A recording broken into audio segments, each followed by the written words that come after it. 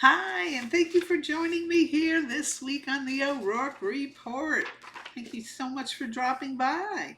Let's do some recaps here. Let's do some observations. Not so much as a recap, because you watched it just as much as I did, but just thoughts. Let's put it that way. Random Bravo thoughts. Oh, before we do, if you want to be notified every time we put out new content, the surefire way to do it doesn't cost anything, doesn't clog up your inbox or anything with emails.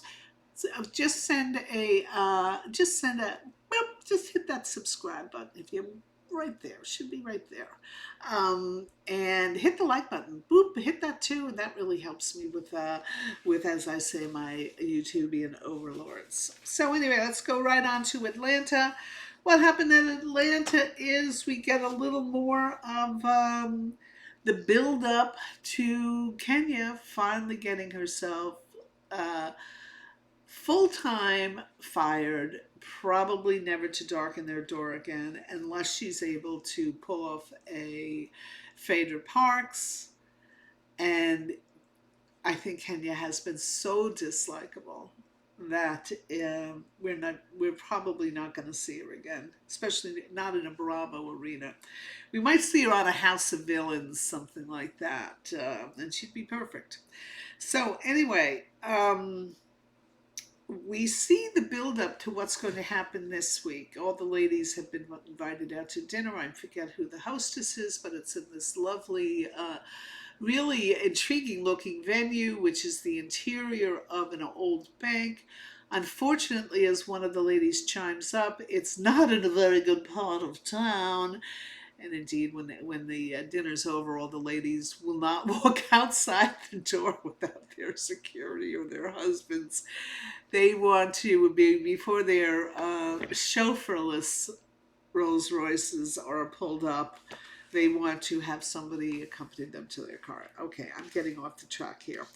Now, the other thing to observe is once again Kenya. The dress code was clearly black, black and gold, which the ladies did. They all looked great.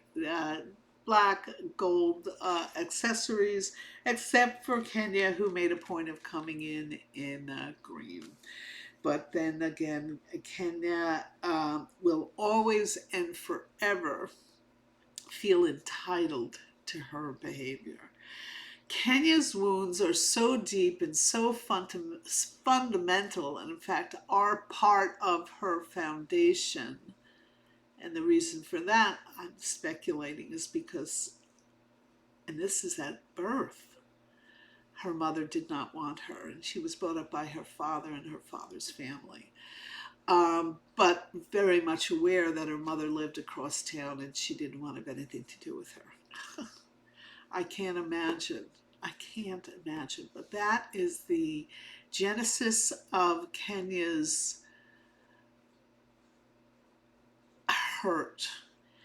And because it's so fundamental, if she perceives any sort of hurt or slight from someone else, they then become her victim, and that victim gave her permission to do what she's doing. That's how she perceives it. Is any hurt or any slight is a permission slip to Kenya, who has learned to become deadly over the years.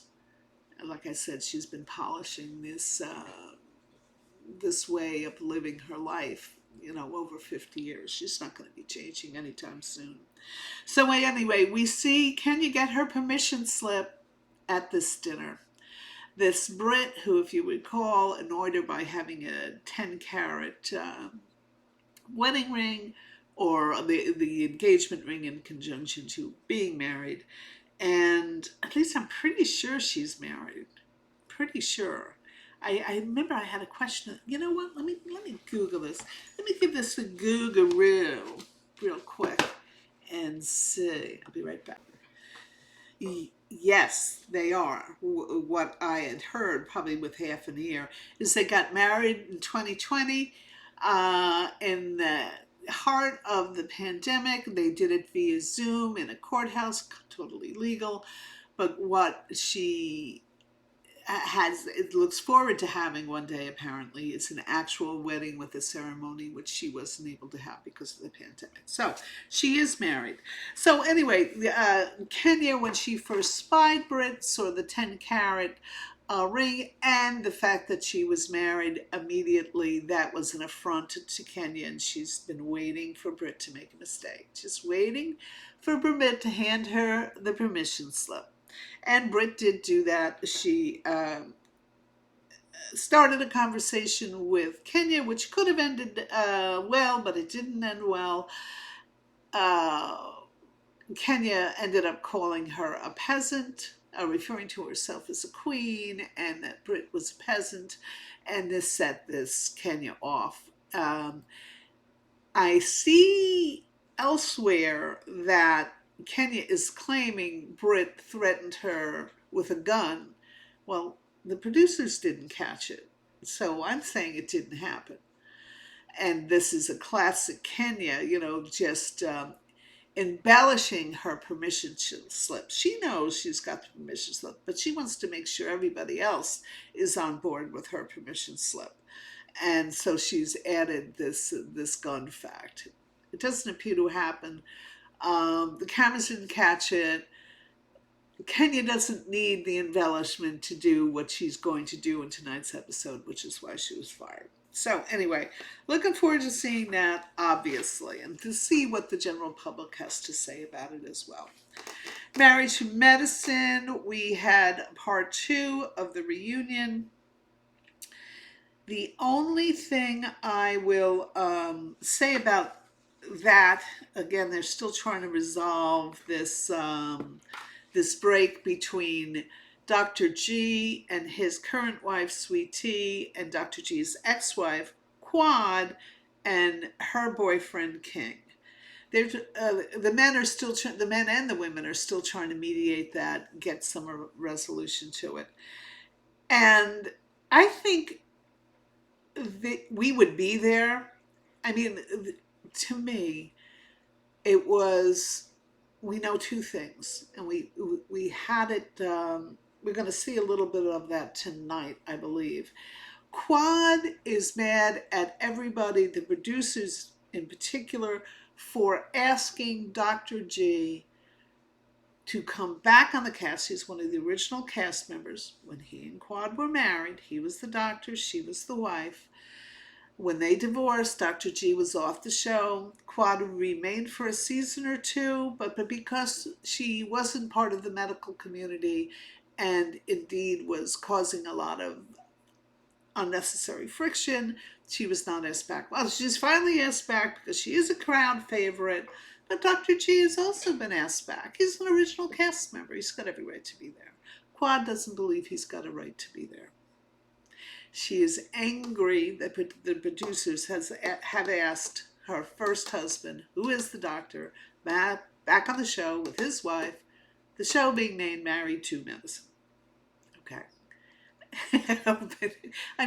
It makes sense to the people who watch the show, right? Okay. So anyway, so we have that issue of Quad being mad at everybody, and because she's a crowd favorite, because she feels that she's got every right to attack Dr. G, and Quad is a mean fighter when she has alcohol in her. And so she's like Dr. Heavenly, another one who should never, there's 3 on that show, should never have another drink. Quad, Heavenly, and Contessa, all 3 of them, and they all drink brown booze too, which is, my grandfather told me, never drink brown booze. And evidently that incites people more. Look what it does to Dorinda, for God's sakes. So anyway, the only thing that disappoints me about the reunion in part 3 is Dr. Damon, Heavenly's husband, is giving King, this is Quad's boyfriend, is giving King support by telling him he had every right to charge Dr. G. In other words, to start a physical confrontation, which happened on the sandbar, which has led to restraining orders, which has led to all the men anxious to get this resolved. The bottom line is, before King charged Dr. G, it was just a verbal confrontation, and then King decided he could make it physical. And Dr. Damon is giving him a pass on that, telling him, oh, yes, when it comes to defending your woman, you've got a right. No, no, no, no, Dr. Damon. See, this is the point. The point is you don't have a right to start a physical confrontation just because your feelings were hurt. If you're in fear of your life and it's self-defense, yeah, then you've got every right to jump in there. So anyway, I'm very disappointed in him, and also emboldens his wife, who should never drink brown booze again, Heavenly, to do her absolute vicious um, I'm surprised she hasn't been sued, actually. Attacks, which she does online to her hundreds of thousands of followers. She thinks she is totally entitled to do that, and indeed she is not. So anyway, let's go on to Beverly Hills, if we shall go on to Beverly Hills. And the only thing I want to say is Garcelle, boy, she really played her tenure on Beverly Hills to perfection. She was, when she first signed on, I didn't really know who she was. I mean, I knew the name, but I don't think I ever saw movies that she was in, or TV shows she was in. I was not part of her market, but because we now know her from the Beverly Hills, I have got a super high opinion of her. I would go out of my way to see something with her in it or her producing, because I just thought so highly of her on Beverly Hills. She was a good, solid friend to Sutton when Sutton, she may not have always deserved the solid friendship but she got from Garcelle. In fact, she didn't deserve it, as we see with her blind devotion to currying Kyle's favor. I'll go on to her in a second. But anyway, Garcelle was a wonderful friend. She didn't participate in the drunken nastiness, and she's left at just the right time. Very smart move of her, and I wish her the absolute best of luck. With Kyle, I'm sick and tired of Kyle pretending she doesn't have a lesbian girlfriend. What's the problem, Kyle? Are you embarrassed by the fact you're a lesbian now? I don't know. You got to make up your mind on this one. I personally say go back to your husband, but that's just me. Okay, so the only other thing we saw a little PK, we saw a little Dorit. Dorit, eyes of fire, spitting fire at PK. PK got his 2 cents in by giving a statement to Bravo for the reunion, which I gotta say resonated. I think resonated with a lot of people. But Dorit is fighting for her life, because if she loses her Beverly Hills gig, she has no money coming in. I don't think she has started several businesses, has she not? Which is the classic one. We see them all do it. Bathing suit design. Don't we have Amanda on Summer House doing the same thing now? Haven't we had several of them do bathing suit designs? There was another one, an OC one, that had bathing suit designs. Dorit started that. I don't think the business is anywhere. She started a wedding dress design business. I don't think that's anywhere. I don't think any of the various things that she's attempted to do have turned into success for her, kind of like Meghan Markle. Although time will tell. Let's see if that $25 jar of jam sells for her.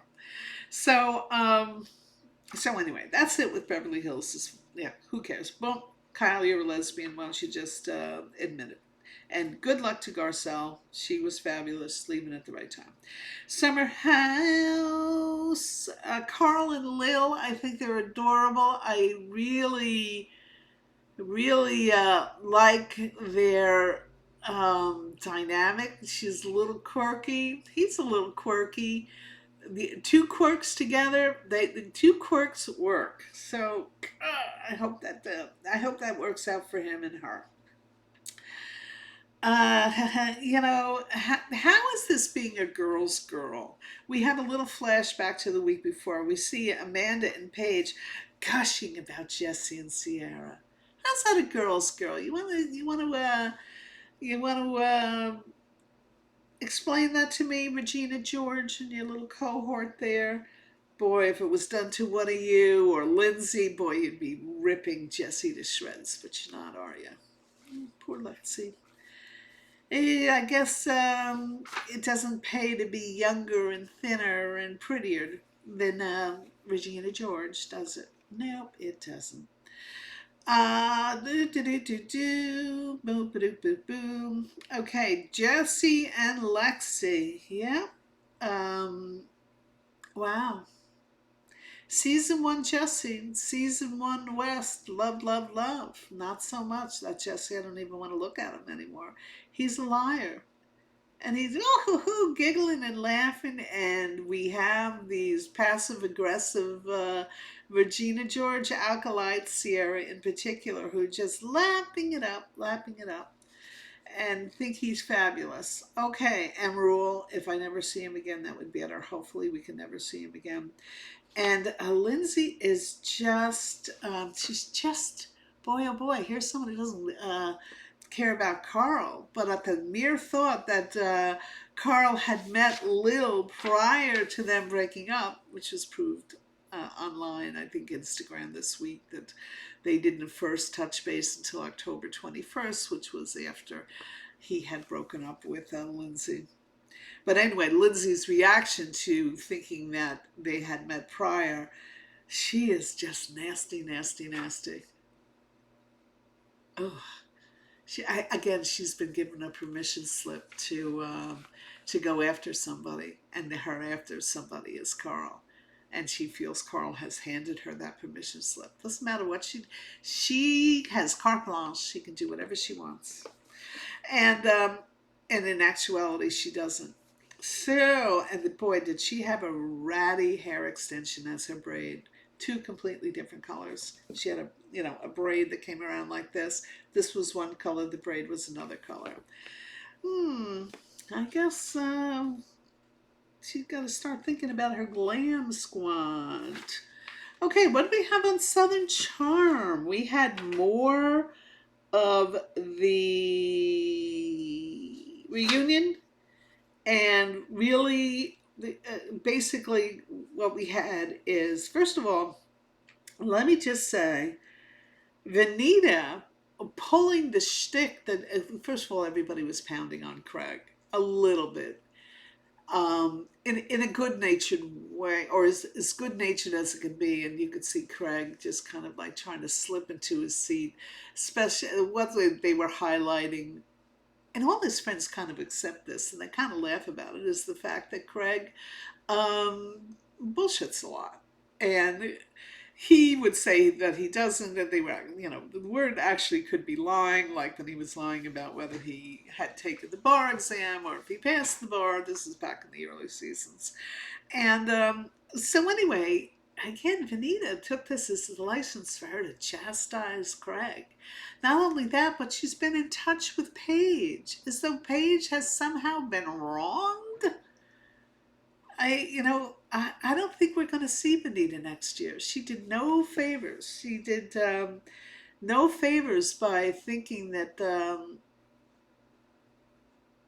don't know, is it going to affect her? Her jumping on the fan favorite? I don't know. It's going to be interesting to see. So anyway, gosh, I blabbered on, and almost 20 minutes, for God's sakes. So anyway, that's all we have for this week. If you like what you saw, I'd really appreciate it if you could hit that subscribe button for me, bow whip, and hit that like button, pink, and that will help me out with my YouTubian overlords. Thank you so much, and I look forward to seeing you here next week on the O'Rourke Report.